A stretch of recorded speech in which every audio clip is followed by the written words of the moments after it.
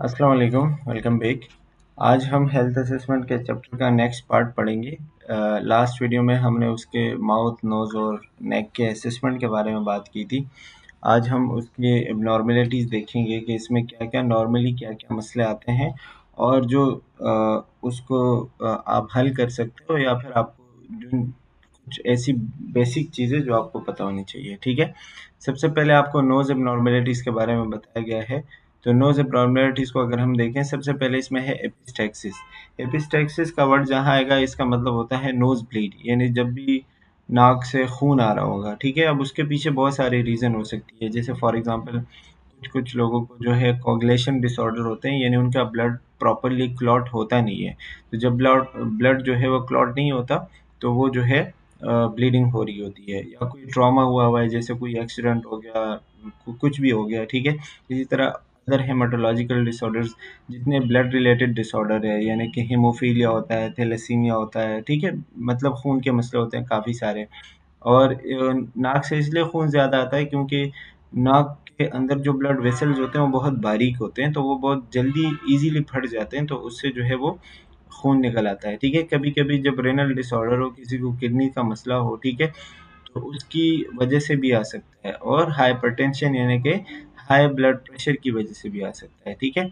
अच्छा, दूसरा जो मसला नाक में हो सकता है दैट इज़ फ्लेयरिंग। फ्लेयरिंग की कल हमने बात की थी कि जो नथने होते हैं, नॉस्ट्रल जो होते हैं वो डायलेट हो जाते हैं ड्यूरिंग इंस्पायरेशन। जब हम जो है साँस ले रहे होते हैं ना, और साँस लेने की एक काफ़ी तेज़ आवाज़ आती है। कुछ-कुछ हद तक तो ये नॉर्मल होती हैं, लेकिन अगर हम बहुत ज़्यादा तेज़ साँस लेते हैं और उससे एक एब्नॉर्मल आवाज़ आती है, तो उसको कहते हैं फ्लेयरिंग, ठीक है? अब इसके पीछे रीज़न क्या हो सकती है कि नॉर्मली रिस्पायरेटरी डिस्ट्रेस होता है, यानी कि साँस लेने में मुश्किल हो रही होती है। अब उसके पीछे ये है कि या तो नाक में कोई चीज़ फँसी हुई है, या अंदर कोई निमोनिया है, टीबी है, या अस्थमा है, या एम्फीसीमा है। इसी तरह बहुत सारे साँस लेने के मसले हो सकते हैं, ठीक है? अच्छा, इसी तरह स्टफीनेस एंड डिस्चार्ज, यानी कि कभी-कभी नाक से जो है दूसरी चीज़ें, या लिक्विड आ रहा है, या म्यूकस आ रहा है, या फिर ब्लड आ रहा है, ठीक है? कोई ना कोई चीज़ डिस्चार्ज हो रही है। तो वो जो है किस वजह से हो सकता है, refers to obstruction of the nasal mucus membrane accompanied by secretion, यानी कि नाक के अंदर जो है कोई ऑब्स्ट्रक्शन है, कोई चीज़ जाम हुई है, और इसी की वजह से जो है बाहर की तरफ कोई सिक्रीशंस आ रही है। जैसे फॉर एग्ज़ाम्पल कॉमन कोल्ड में होता है। कॉमन कोल्ड मतलब वही जो नज़ला ज़ुकाम होता है ना, तो उसमें जो है हो रहा होता है। साइनोसाइटिस जो हमने कल पढ़ा था, साइनसिस ना, तो साइनसिस का जब इन्फ्लेमेशन होता है तो उसमें भी नाक से पानी आ रहा होता है, या अक्सर कोई ट्रॉमा होता है, कोई एलर्जी होती है, या कोई एक्सपोज़र टू इरिटेंट, कोई ऐसी चीज़ जिससे हमें एलर्जी हो या वो हमें इरिटेट करती हो ना, तो उसकी वजह से भी हो सकता है। डेविएटेड सेप्टम हो। डेविएटेड सेप्टम ये होता है कि नाक के अंदर जो पर्दा है अक्सर वो टेढ़ा हो जाता है, ख़राब हो जाता है, ठीक है? या उसकी कोई एब्नॉर्मेलिटी होती है, तो उसकी वजह से भी डिस्चार्ज हो सकता है, ठीक है? अच्छा, दूसरा जो आपको इसमें बताया गया है दैट इज़ माउथ एब्नॉर्मेलिटीज़। माउथ एब्नॉर्मेलिटीज़ ये जो आपको पिक्चर दिखाई गई है, मोस्ट कॉमन है, इसको कहते हैं हर्पीज़ सिम्प्लेक्स, ठीक है? हर्पीज सिम्प्लेक्स ये होता है कि ये एक वायरल इन्फेक्शन होता है, और रिकरेंट वायरल इन्फेक्शन है। रिकरेंट वायरल इन्फेक्शन का मतलब ये होता है कि बार-बार होता है, ठीक है? और ये एक वायरस की वजह से होता है जिसका नाम है ह्यूमन हर्पीज वायरस, और ये जो है मतलब ओरल या रिस्पायरेटरी सिक्रीशंस के थ्रू जो है वो फैलता है। यानी आपने खाँसी की है किसी के सामने, या फिर जो है वो किसी ने एक ग्लास में पानी पिया, आपने भी उसमें पिया, ठीक है? या फिर एक साथ खाते-पीते हैं, तो अगर किसी को ये चीज़ है तो दूसरे को जो है वो ट्रांसमिट हो सकती है, ठीक है? और ज़्यादातर ये म्यूकस मेम्ब्रेन और इन जगहों को जो है माउथ के इर्द-गिर्द जगह को जो है अफ़ेक्ट करती है। अब इसमें क्या होता है, produce painful cold source and fever blisters, मतलब इसमें जो है इस तरीके से ये जो माउथ है ना, तो माउथ के इर्द-गिर्द ये पानी के दाने से आ जाते हैं जिसमें पानी होता है अंदर, और फिर ये ब्लिस्टर्स बन जाते हैं, यानी वही दाने, पानी वाले दाने बन जाते हैं, ठीक है? After after a brief period of prodromal tingling and itching, फिर इसमें जो है ख़ारिश भी होती है थोड़ी बहुत, ठीक है? टिंगलिंग सी होती है, और फिर ये जाके मतलब ये दाने फट जाते हैं। Erupt is visible on an erythematous erythematous base, even eventually rupturing on leaving ulcers followed by a yellow crust, मतलब ये फिर जब इसमें पानी ज़्यादा हो जाता है तो ये जो है टूट जाते हैं, ख़राब हो जाते हैं, और इसके ऊपर एक येलो कलर का कवर आ जाता है, और उसी जगह पे जो है आपको जो है ऐसे दाग धब्बे नज़र आना शुरू हो जाते हैं, ठीक है? तो ये जो है ओरल, मतलब ये जो हमारा माउथ है, तो माउथ के आसपास किसी भी एरिया में हो सकता है, स्पेशली लिप्स के इर्द गिर्द, या फिर जबान के ऊपर भी कभी कभी होता है, या फिर जो चिन होती है ना, उसमें भी हो सकता है, या चीक्स के ऊपर हो सकता है। मतलब ये मुंह के आसपास ही होता है, ठीक है? तो इस चीज़ को कहते हैं हर्पीस सिम्प्लेक्स। अब इसमें जो टोटली चीज़ याद रखना बहुत ईजी है। हर्पीस सिम्प्लेक्स एक वायरल डिसऑर्डर है या वायरल इन्फेक्शन है, जो कि मुंह के इर्द गिर्द के एरिया में होता है, और इसमें जो है हर्पीस वायरस की वजह से होता है, ठीक है? इसमें दाने आते हैं, उसमें पानी होता है, फिर वो टूट जाते हैं, फिर वो एक येलो कलर का एक कवर बना लेते हैं वहाँ से, फिर वो हट जाते हैं, और उसके जो है निशान रह जाते हैं, फिर वक्त के साथ साथ वो भी ख़त्म हो जाते हैं। और ये लिप्स को या फिर चीक्स को या फिर चिन को, इन जगहों को अफेक्ट करता है। बस सिंपली आपको ये याद रखना है। दूसरा होता है एंजियोएडिमा। एंजियोएडिमा मतलब जो स्वेलिंग होती है ना, एडिमा का मतलब होता है स्वेलिंग। तो या तो ये लिप्स की स्वेलिंग है, या लिप्स के आसपास एरियाज का जो है स्वेलिंग है, ठीक है? Angioedema commonly associated with urticaria is usually caused by an allergic reaction. मतलब एलर्जिक रिएक्शन की वजह से होता है, किसी को किसी चीज़ से एलर्जी हो ना, जैसे अक्सर सर्दी में ये चीज़ होती है, या फिर आपने कोई मिर्ची वगैरह अक्सर लोगों को एलर्जी होती है, कोई ऐसी दूसरी चीज़ जिससे एलर्जी हो, ठीक है? तो उससे जो है ये चीज़ हो जाती है। It is present in subcutaneously और डर्मली एंड प्रोड्यूसेस नॉन पेटेड स्वेलिंग और subcutaneous tissue and deep large wheel usually on the lips, hand, feet या आईलिड्स और जेनिटलिया, ठीक है? इसमें ये होता है कि इसमें जो है ना स्वेलिंग हो जाती है, और नॉन पेटेड एडिमा होता है। नॉन पेटेड एडिमा ये होता है कि जब आप उसको प्रेस करते हो ना, जैसे नॉर्मली कोई जगह स्वेल हो जाती है, तो जब हम उसको प्रेस करते हैं वो अंदर की तरफ जाती है, लेकिन इसको जब आप प्रेस करोगे तो ये अंदर की तरफ नहीं जाएगा, और जैसे ही आप प्रेस करोगे छोड़ोगे तो वापस अपनी शक्ल पे आ जाएगा, ठीक है? इसको कहते हैं non पेटेड oedema.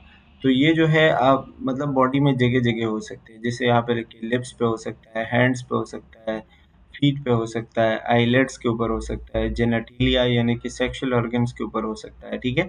These swellings don't etch but may burn और टिंगल। ये जो है खारिश, मतलब यहाँ पे आपको नहीं महसूस हो रही, लेकिन थोड़ी बहुत जलन महसूस होती है, ठीक है? अच्छा, इसी तरह होता है लिकोप्लीकिया। लिकोप्लीकिया को जब आप देखोगे तो ये involve painless white patches that appear on the tongue और the mucus membrane of the mouth. ये माउथ के अंदर या तो टंग के ऊपर, या फिर टंग के नीचे, या फिर म्यूकस मेम्ब्रेन यानी कि जो माउथ के अंदर के जितने भी मेम्ब्रेन होते हैं उसके ऊपर ऐसे वाइट पैचेस आना शुरू हो जाते हैं, जैसे ये पिक्चर में आपको नजर आ रहा है ना। इसको कहते हैं लिकोप्लेकिया। अच्छा, ये लिको का वर्ड जहाँ आएगा ना, इसका मतलब वाइट होता है, जैसे आप पढ़ते हो लिकोसाइट, ठीक है? लिको मीन्स व्हाइट, ठीक है? तो लिको आ गया तो मतलब व्हाइट पेचेस की बात हो रही होगी। It results from chronic irritation of the membrane due to tobacco use, poor fitting dentures, use of some medication or a rough tooth। ये किस वजह से होता है कि जब कोई बंदा टोबैको यानी सिगरेट वगैरह ज़्यादा पी रहा है, या फिर इस तरह की चीज़ें कर रहा है, ठीक है? या फिर कुछ लोगों ने, जो कल हमने बात की थी डेंचर्स की ना, जो दांत लगाए होते हैं, अगर वो बहुत ज़्यादा ख़राब है या फिट नहीं है, ठीक है? तो उसकी वजह से जो है अक्सर ये चीज़ें हो जाती है। या फिर कुछ लोग जो है मुख्तलिफ़ किस्म की दवाइयाँ यूज़ करते हैं, तो उसकी वजह से भी होते हैं। कुछ लोगों के जो है दांत टूटे हुए होते हैं, तो अगर ख़राब है, रफ़ है, तो अक्सर उसकी वजह से वो किसी पार्ट को डैमेज कर रहे होते हैं ना, तो इसकी वजह से होते हैं, ठीक है? अच्छा, the white patches are considered pre cancerous lesions, biopsy determine whether the lesions are malignant. ये मतलब ऐसा हो सकता है कि अगर इसको टाइमली ट्रीट नहीं किया गया तो ये जाके कैंसर में कन्वर्ट हो सकता है। तो इसीलिए हम इसका बायोप्सी लेते हैं, यानी इसका एक पार्ट लेते हैं, या एक टिश्यू लेते हैं, या एक सेल्स लेते हैं, और इसकी बायोप्सी करते हैं। एक टेस्ट होता है, ठीक है?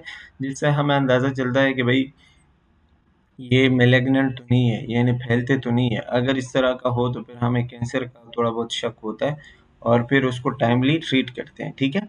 अच्छा, इसी तरह होता है कैंडिडियासिस। कैंडिडियासिस जो है ये ओरोफेरिंजियल म्यूकस म्यूको मतलब उसका एक डिज़ॉर्डर है कि ओरल कैविटी का यानी माउथ का, और फेरिंग्स गले का जो है एक मसला होता है, ठीक है? जिसमें क्रीम कलर्ड वाइट पैचेस आते हैं। ये आप देखते हैं ना, क्रीम कलर ऐसे वाइट पैचेस माउथ के ऊपर, टंग के ऊपर और फेरिंग्स के एरिया में आ जाते हैं, ठीक है? Most cases of this infection are caused by Candida albicans. ये जो है एक किस्म के माइक्रो ऑर्गेनिजम्स होते हैं, ठीक है? जिसकी वजह से ये होता है। Although these fungi are a part of the body's normal flora. वही बात कि ये जो फंजाई होते हैं ना, जो ये काम करते हैं, ये बॉडी का नॉर्मल फ्लोरा होता है। अब नॉर्मल फ्लोरा आपने पहले पढ़ा हुआ है कि ये बॉडी के लिए नॉर्मल होता है, लेकिन जब इसको इन्फेक्शन करने का मौका मिलता है या आप समझो कि जब ये ख़राब हो जाते हैं, तो फिर ये जो है मसला पैदा करते हैं। ठीक है, अब ये जब ये चेंज होते हैं तो वही बात कि दे कॉज इन्फेक्शंस। ठीक है, such as elevated blood glucose level in patient with diabetes. जैसे किसी का ग्लूकोज लेवल हाई हो गया, ये जो फंजाई है ये ख़राब हो जाते हैं, फिर ये इन्फेक्शंस फैलाते हैं। ठीक है, और कुछ कुछ लोगों का जो है इम्यून सिस्टम वीक होता है, या कोई बहुत ज़्यादा एंटीबायोटिक्स यूज़ करता है। ठीक है, तो इस तरह की चीज़ों को जो है वो चीज़ों की वजह से फंजाई जो है वो ख़राब हो जाते हैं, और ये कैंडिडियासिस जो होता है या कैंडिडा एल्बिकेंस की वजह से ये इन्फेक्शन होते हैं। ठीक है, अच्छा, नेक्स्ट आपको थ्रोट एबनॉर्मेलिटीज़ बताए गए हैं, जो कि मतलब नॉर्मल चीज़ें हैं, इसमें इतना कोई मुश्किल नहीं है। सबसे पहले थ्रोट एबनॉर्मेलिटीज़ की अगर हम बात करें तो उसमें है डिस्फेजिया। अब डिस्फेजिया का मतलब होता है डिफ़िकल्टी इन स्वॉलिंग, यानी आप कोई चीज़ खा रहे हो, निगलना चाह रहे हो और उसमें मुश्किल हो रही है। ठीक है, अब कोई चीज़ निगलने में मुश्किल क्यों हो रही होगी, उसके पीछे आपको कॉजेज़ बताया कि या तो एज़ोफेगस में कोई मसला है।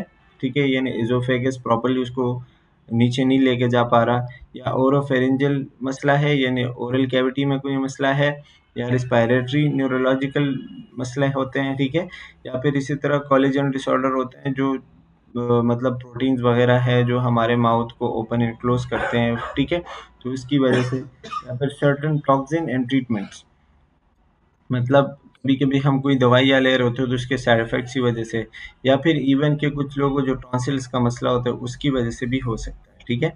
अच्छा, थ्रोट पेन क्या होता है कि जो गले में दर्द होता है ना, तो उसमें सोर थ्रोट, जैसे हम कहते हैं ना गला ख़राब होता है, तो इसकी वजह से जो है या तो गले का मसला या फेरिंक्स का मसला, या फिर इसी तरीके से जो है आवाज़ ख़राब हो जाती है, दर्द होता है। ठीक है? तो ऐसी चीज़ें थ्रोट पेन में आती है।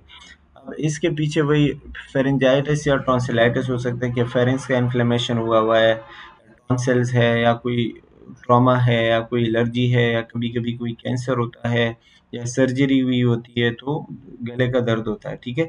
या एंडोट्रेकियल इंट्यूबिशन होता है, वो जो ट्रेकिया से पाइप पास करते हैं सीधा, ठीक है, लंग्स में ऑक्सीजन पहुँचाने के लिए, उसकी वजह से भी हो सकता है। या कभी-कभी जब हम माउथ से बार-बार साँस ले रहे होते हैं ना, यानी नाक के बजाय अगर हम माउथ से साँस लेंगे, तो उसकी वजह से भी थ्रोट इन्फेक्शन होता है। क्योंकि माउथ से जब हम साँस लेते हैं, तो वो हवा साफ़ नहीं होती, और वो उसमें माइक्रो ऑर्गेनिज़्म वगैरह अंदर जाते हैं, तो वहाँ पे इन्फेक्शन फैलाते हैं। ठीक है?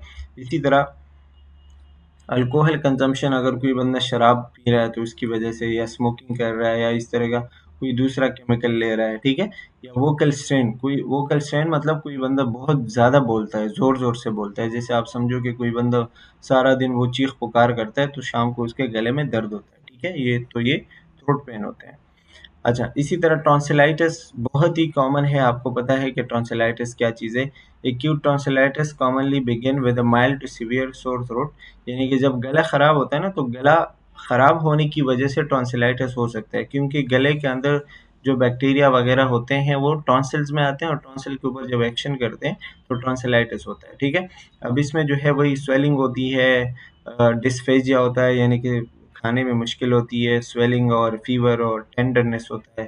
ठीक है, लिम्फ नोड जो होते हैं वो स्वेल हो जाते हैं, और इसी तरीके से जो है वो गला बिल्कुल रेड होता है। ये आप देखते हो ना, ये स्वेल हो चुके हैं टॉन्सिलाइटिस, गला जो है अंदर से रेड हो जाता है।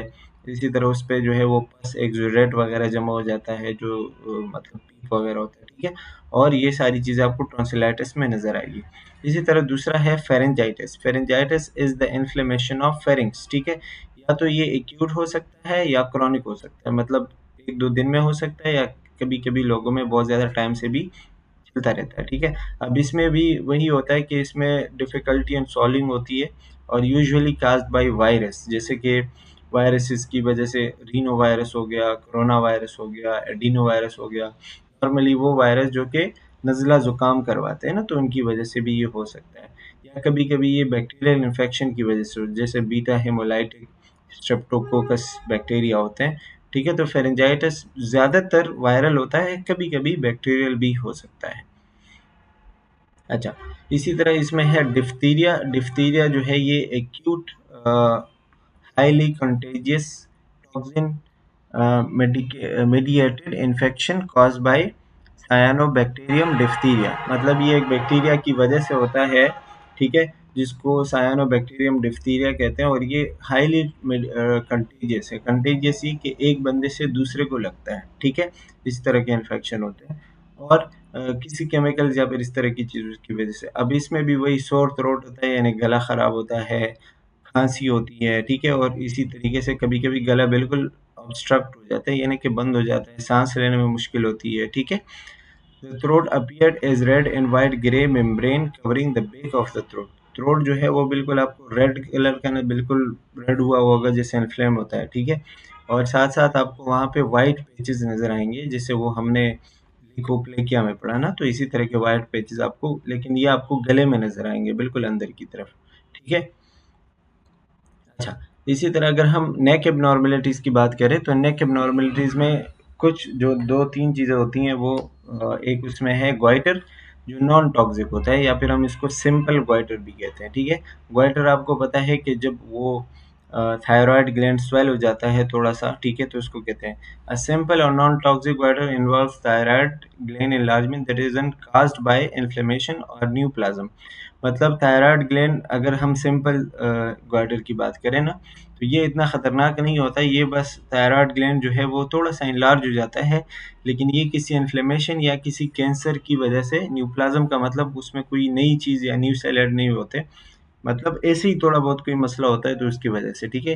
कॉमनली क्लासिफाइड एज एंडेमिक और sporadic thyroid enlargement range from a mildly enlarged gland to massive multinodular। मतलब ये थायराइड जो है कभी कभी इसके मुख्तलिफ किस्म के स्टेजेस होते हैं, कभी ये कम स्वेल हो जाता है, कभी ये बहुत ज़्यादा स्वेल होता है, जैसे कि ये पिक्चर में जो आपको नज़र आ रहा है कि बेसिकली बहुत कम स्वेल हुआ है, ठीक है, इसीलिए इसको क्या कहते हैं, सिंपल ग्वाइटर, ठीक है। अच्छा, आगे अगर हम जाएँ तो आगे आपको ग्रेव्स डिज़ीज़ का बताया हुआ है। Graves disease, I hope so कि आपने इसी सेमेस्टर के इम्यूनोलॉजिकल डिसऑर्डर वाले चैप्टर में पढ़ा होगा कि ग्रेव्स डिज़ीज़ क्या है, ठीक है। तो उसमें आपने पढ़ा होगा कि थायराइड ग्लैंड जो है वो नॉर्मली जो हार्मोन्स रिलीज़ करते हैं ना, T3, T4, पैरास हार्मोन और इस तरह की चीज़ें होती हैं, तो वो बहुत ज़्यादा रिलीज़ करना शुरू कर देता है, जिसको हम कहते हैं हाइपरथायराइडिज़्म। और जब हाइपरथायराइडिज्म होता है तो उसकी वजह से एक बीमारी होती है, जिसको हम क्या कहते हैं, जिसको हम कहते हैं ग्रेव्स डिजीज़। और ग्रेव्स डिजीज़ की एक निशानी ये होती है कि बंदे का जो ग्वाइटर है वो बड़ा हो जाता है, जैसे इस पिक्चर में आपको नज़र आ रहा होता है, और बिल्कुल बाहर की तरफ आता है, ठीक है। इसको कहते हैं टॉक्सिक ग्वाइटर। टॉक्सिक यानी कि ये बहुत ख़तरनाक होता है, ये इसको अगर ट्रीट नहीं किया गया तो ये बड़े मसले पैदा करता है। ग्वाइटर डिजीज़ या फिर ग्रेव्स डिजीज़ का एक और साइन ये होता है कि उस बंदे के आँखें जो है वो बाहर की तरफ निकल आती है, ये ग्रेव्स डिजीज़ का मैं बता रहा हूँ, जिसको एक्ज़ोऑप्थेल्मस कहते हैं, ठीक है। तो ये इसमें जो चीज़ें थी खैर वो तो मैंने बता दी है, लेकिन टेक्स्ट पढ़ते हैं। Graves disease is the most common form of thyrotoxicosis, ठीक है।